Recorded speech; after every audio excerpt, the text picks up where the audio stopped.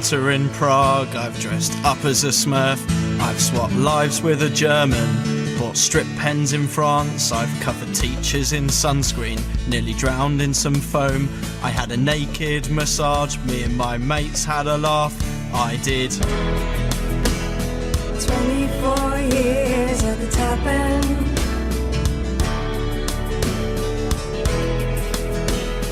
"24 years. At the tap end. We're well into season 2 now, and thankfully Chris is still remembering enough to bring us 2 episodes of Tap End a week. It is becoming a bit of a struggle. Do you think you can keep going realistically till Christmas? Yeah, I mean, it's just remembering those stories, isn't it? A lot happens in your life. And also, it's like, is this interesting enough to put on? Yes, that's not so much the priority for me. It all gets on. It has to be. I thought I'd take you both to my 21st year at the tap end if you're keen.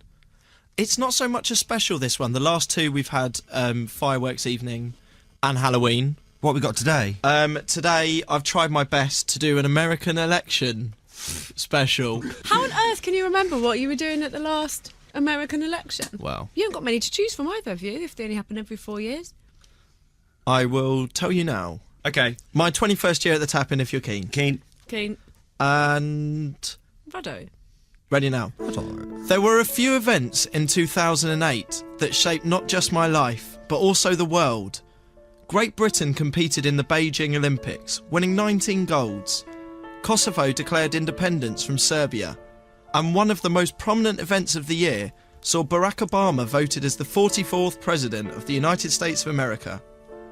It was a momentous year for the world, but as Obama was graduating to presidency, I was going through important changes of my own. It had been 3 years at Southampton Uni, and much like Obama, it had been a campaign of many ups and downs. Also, much like Obama, the first and second years hadn't involved much work. For me personally, I had to take retakes, and it all came down to the third year, which saw a good final push to achieve a 2-2 graded degree at Desmond, and my graduation and ascendancy to a new life. Did you model your whole university experience on Barack Obama? It's only now that I look back on my life that I realise many similarities between me and Barack Obama. And obviously with the election results last night, it got me thinking. And the more I think about it, we are very similar in how we've gone about our life. Yeah. It's almost like a mirror image, isn't it? Yes, but I mean from across, it's quite romantic really, because it's like across the Atlantic, isn't it? Mm. I imagine Obama had a massive party when he graduated himself, and for me it was no different. The 2008 Southampton University Grad Ball was set to be a big night. It was held, as all formal uni events were, at the Southampton Guildhall in the town centre, a grand venue that required me to suit up. There you go, there's another one. Obama suited up when he was declared president. Yes, Same. exactly. And I imagine for him, he must have, I mean, when all this election stuff's over, there is some kind of party. There is a graduation party, if you will. I can't remember the Southampton Guildhall looking a lot like the White House. I don't know. I think it is Southampton's equivalent, isn't it? I mean, it's definitely, Actually, of all it is. buildings Yeah. in Southampton, it's the one that looks most like the White House. It's the one that's always in the Echo. Due to the number of students graduating, the grad balls were going to be over 2 separate evenings, but the lineup was to be completely the same in the interests of fairness. Aside from the meal and entertainment, including burlesque and a jazz band, Radio 1's very own Nihal was doing a DJ set, and headlining the 2008 grad ball was chart topper Kate Nash. Oh, wow. It was the evening of my grad ball. A couple of the lads weren't looking forward to the night as much. There had even been reports that the night before Kate Nash had been booed off stage. Oh, that happens sometimes at student gigs. I think it's horrible. It's a tough crowd, isn't it, Scott? I've seen it happen to many of the greats. Really? Like who? Liz McClarnon, off Atomic Kitten. S Club 3. In fact, that's the only one I've seen booed off before, Joe O'Meara, Yeah, awful. off S Club. David Snedden. Have you been booed off? Things have been chucked, but I've not ever been booed off. Someone threw a firework at you once, didn't Yeah. they?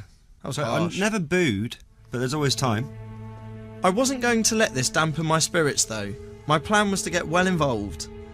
We boarded cabs, and on arriving at the Guildhall, learnt that Kate Nash had decided to cancel her gig that night. I wonder why. A few people were disappointed.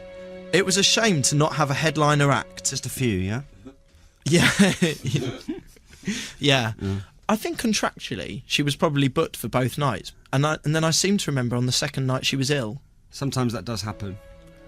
I even gave Scott a call at that point to see if he fancied coming down to DJ, Oh, but God, he was I- too busy. I remember this. Did Chris phone you and say, Kate Nash has cancelled, can you come and do a set, please?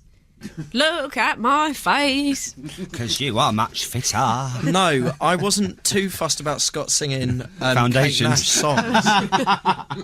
I thought I'd step in. I just thought I'd do everyone a favour. I was like, look, my mate DJs, he can, I'll see if he's about. I had to leave a Kate Nash gig once because I was laughing so much. It was really quiet. She was doing a really quiet new song. This is from the second album. This is the Pigeons one. It's the Pigeons one. I've heard about I it. told you about this. No, I know. I thought it would be the song that he would. It's like, pigeons are so great. They like to mate. And I was like, seriously, I need to leave. You know that thing where you're actually like needing to like put your hand in your mouth? I was just a bit surprised that she was doing a song about pigeons. And you know when something just catches you like that and you just laugh. Sorry, Kate. It was still a big party that night, though. Everyone looked great in formal wear. And even though it was all a bit sensible at the start, these formal occasions always are, it didn't take long till jackets were off and ties were round heads, and people were having it. My mate DJ Sparky was DJing and doing a fantastic... People were having it. Yeah. You know what I mean. Oh, They were having it. Yeah. Yes. No, none of that's allowed at the grab ball. Well, I've seen it happen. Although I'm sure it goes on. Yes. My mate DJ Sparky was DJing and doing a fantastic job, even under difficult circumstances after the whole Kate Nash thing. I was down at the front of the stage, executing my finest dance moves and generally grabbing people I'd spent good times with at uni and telling them how much I loved them. Nash or no Nash, it was a great night. But then the stage went dark and the music went off. Everyone stopped what they were doing. It was clear something exciting was about to happen. And then a spotlight moved to the side of the stage. The shadow of a man could be seen moving towards the front of the stage, clutching a guitar in hand. Who's it going to be? People started to point and grab each other in excitement. A band took their place. Grab each other in excitement. What? Like, Yeah, I've just read that. That's not right. I don't mean like that. Anyway, it was tense. A band took their places at instruments behind him. No. The lights went up, and that all too familiar sound started up. If you got the audio tape, press play now. Okay, hang on. It's right in front of me. I couldn't believe it. It was Chesney Hawkes. He was incredible. Straight in with the one and only. The crowd were going mad. This was much better than Kate Nash. My arms round my mate's shoulders, singing my heart out. The next hour saw Chesney and his band busting out an hour of covers. Before coming back to perform his song one more time.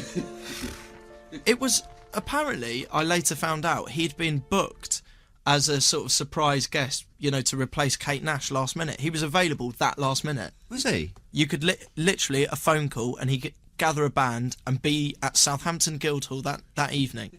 It was brilliant. I liked him on Twitter yesterday where he was going, "Do the right thing, America." Chesney. Was he Obama or Romney? I think probably Obama. Was he? Yeah. I didn't see him on at the Jay-Z gig. No. But I like it that maybe one American thought, Chesney Hawkes thinks I should vote with Obama, so I will. Yeah. Tick. I stood there in the crowd. I'd got my degree. I'd had an amazing 3 years.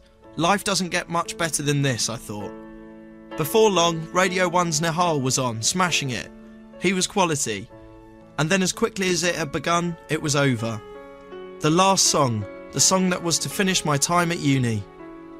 There was only ever going to be one choice, and as the intro started, I felt arms go round my shoulders. As people stood back to form a circle, it was the perfect end.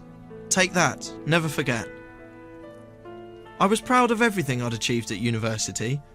It had been a long 3-year campaign that had seen me learn how to cook pasta, get a degree, and most importantly, take charge and responsibility.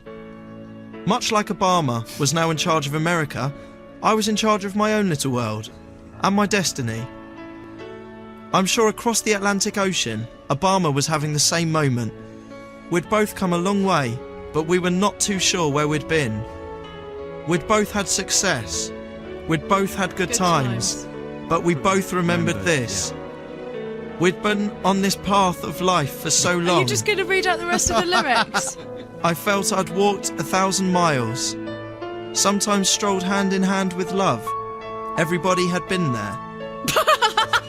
No, you can't read it like that because it sounds like you've with everyone on the course. With danger on our minds, Barack and I stood on the line of hope. We both knew we could make it. Once we knew the boundaries, we looked into the clouds and saw Oh, come on. our faces in the moonlight. Just then I realised what a fool we could be. Just 'cause we look so high, we don't have to see us. Finding a paradise wasn't play a song easy, soon. but still, there's a road going down the other side of this hill. We never forgot where we came here from. We never pretended that it's all real. Someday soon, this will all be someone else's dream. This will be someone else's dream. That's beautiful, Chris. Thank you. Welling up here. Are you? Yeah. Oh. I'm just glad you didn't do the next verse and chorus of Take That. I can't talk for tears. Should we hit the theme tune? I've boshed banter in Prague, I've dressed up as a Smurf, I've swapped lives with a German, bought strip pens in France, I've covered teachers in sunscreen, nearly drowned in some foam, I had a naked massage, me and my mates had a laugh, I did. 24 years at the top end.